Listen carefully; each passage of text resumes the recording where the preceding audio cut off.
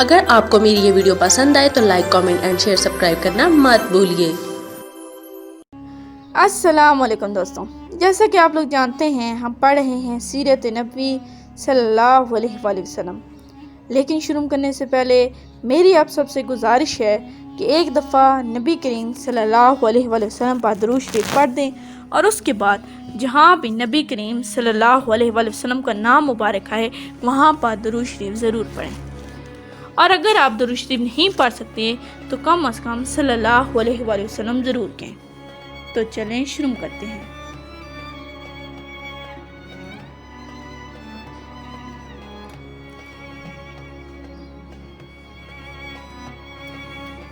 اس کا باب نمبر 38 ہے، جس کا نام ہے نجاشی کے دربار میں۔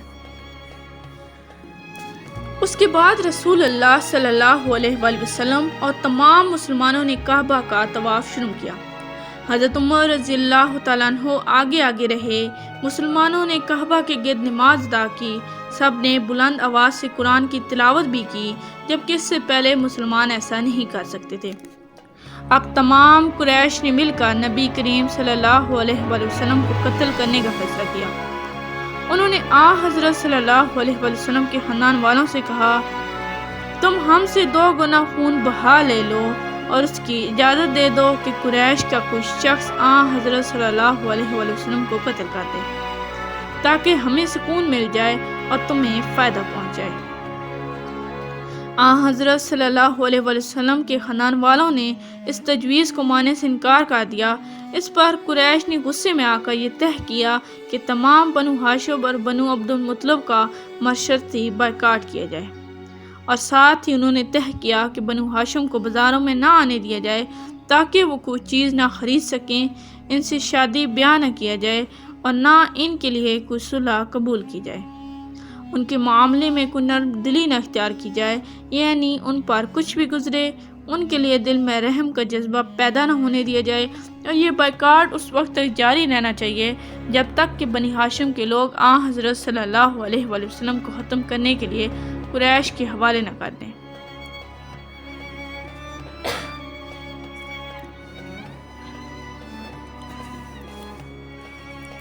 قریش نے اس معاہدے کی باقاعدہ تحریریں لکھیں، اس پر پوری طرح عمل کرانے اور اس کا احترام کرانے کے لیے اس کو کعبے میں لٹکا دیا۔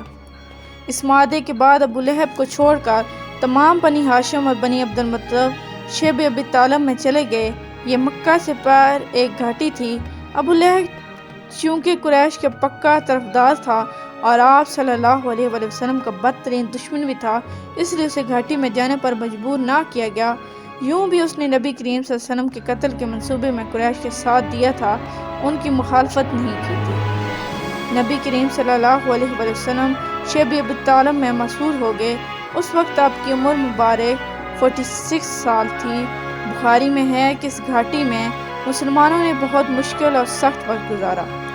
قریش کے بائیکاٹ کی وجہ سے انہیں کھانے پینے کی کوئی چیز نہیں ملتی تھی۔ سب لوگ بھوک سے بےحال رہتے تھے، یہاں تک کہ انہوں نے گھاس پھوس اور درختوں کے پتے کھا کر یہ دن گزارے۔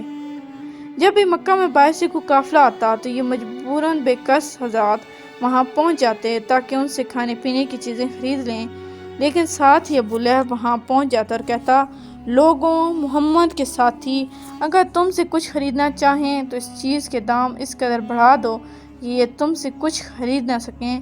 تم لوگ میری حیثیت اور ذمہ داری کو اچھی طرح جانتے ہو۔ چنانچہ وہ تاجر اپنے مال کی قیمت بہت زیادہ بڑھا چڑھا کر بتاتے اور حضرات ناکام ہو کر گھاٹی میں لوٹ آتے۔ وہاں اپنے بچوں کو بھوک اور پیاس سے بلکتا تڑپتا دیکھتے تو آنکھوں میں آنسو آ جاتے۔ ادھر بچے انہیں خالی ہاتھ دیکھ کر اور زیادہ رونے لگے۔ ابو لہب ان تاجروں سے سارا مال خود خرید لیتا۔ یہاں یہ بات ذہن نشین کر لیں کہ حضرت صلی اللہ علیہ وسلم اور ان کے خاندان کے لوگ قریش کے اس معاہدے کے بعد حالات کا رخ دیکھتے ہوئے خود اس گھاٹی میں چلے آئے تھے۔ یہ بات نہیں کہ قریش مکہ نے انہیں گرفتار کر کے وہاں قید کر دیا تھا۔ اس بائیکاٹ کے دوران بہت سے مسلمان ہجرت کر کے حبشہ چلے گئے۔ یہ حبشہ کی طرف دوسری ہجرت تھی۔ اس ہجرت میں 38 مردوں اور 12 عورتوں نے حصہ لیا۔ ان لوگوں میں حضرت جعفر بن ابو طالب رضی اللہ تعالیٰ عنہ اور ان کی بیوی اسماء بنت امیس رضی اللہ تعالیٰ عنہ بھی تھی۔ ان میں مقدار بن اسود رضی اللہ تعالیٰ عنہ، عبداللہ بن مسعود رضی اللہ تعالیٰ عنہ، عبید اللہ بن جاش اور اس کی بیوی ام حبیبہ بنت ابو سفیان رضی اللہ تعالیٰ عنہ بھی تھی۔ یہ عبید اللہ بن جاش حبشہ جا کر اسلام سے پھر گیا تھا اور اس نے عیسائی مذہب اختیار کر لیا تھا۔ اسی حالت میں اس کی موت واقع ہوئی۔ اس کی بیوی ام حبیبہ رضی اللہ تعالیٰ عنہ اسلام پر رہیں اور ان سے بعد میں حضرت صلی اللہ علیہ وآلہ وسلم نے نکاح کیا۔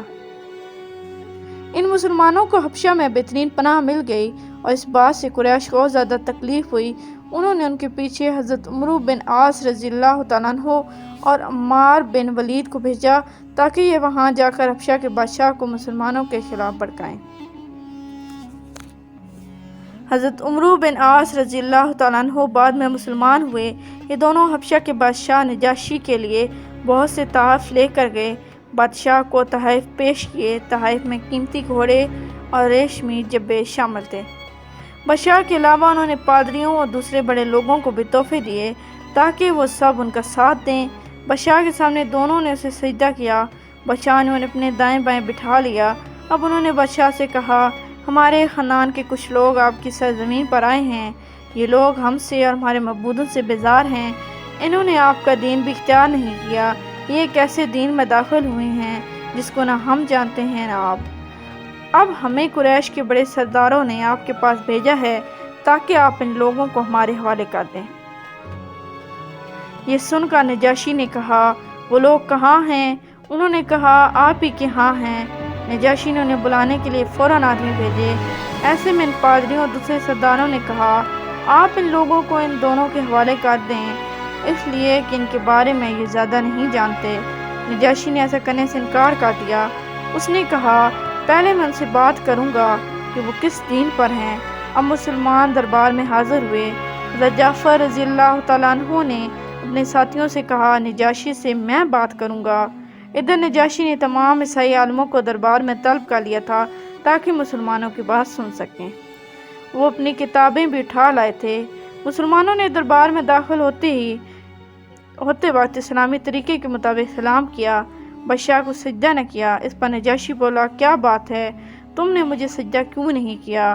حضرت جعفر رضی اللہ تعالیٰ عنہ فوراً بولے، ہم اللہ کے سوا کسی کو سجدہ نہیں کرتے۔ اللہ تعالیٰ نے ہمارے درمیان ایک رسول بھیجا ہے اور ہمیں حکم دیا ہے کہ اللہ کے سوا کسی کو سجدہ نہ کرو۔ اللہ کے رسول کی تعلیم کے مطابق ہم نے آپ کو وہی سلام کیا جو جنت والوں کا سلام ہے۔ نجاشی اس بات کو جانتا تھا اس لیے کہ یہ بات انجیل میں تھی۔ اب تک کے لیے اتنا ہی، ملتے ہیں اگلے باب میں، تب تک کے لیے اللہ حافظ۔ Please like, subscribe and share our channel and press the bell icon for more videos.